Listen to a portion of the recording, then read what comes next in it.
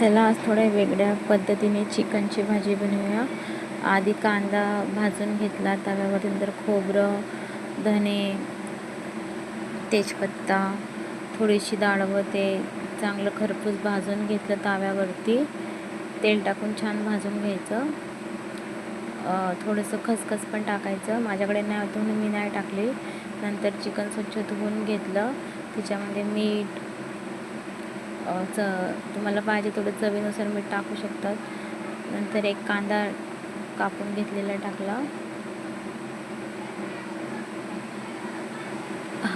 हळद टाकलं आणि नंतर थोडंसं त्याला फिरवून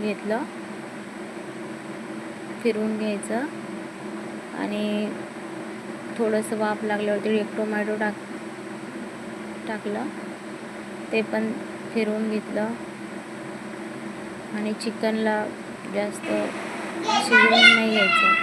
नंतर अद्रक, लसूण, कढीपत्ता हे सगळं मिक्सरमधून वाटण करून घेतल्यानंतर लाल मिरची पावडर, खडा मसाला, गरम मसाला, नंतर त्याला त्या भाजीला फोडणी देऊया.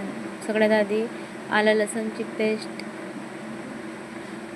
टाकली. नंतर वाटलेला मसाला टाकला, कांदा, लसूण, खोबऱ्याचा, ते चांगलं फ्राय करून घ्यायचं.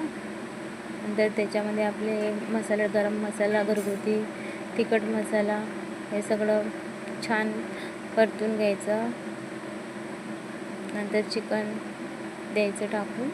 तुम्हाला पाहिजे तेवढं पाणी तुम्ही टाकू शकतात.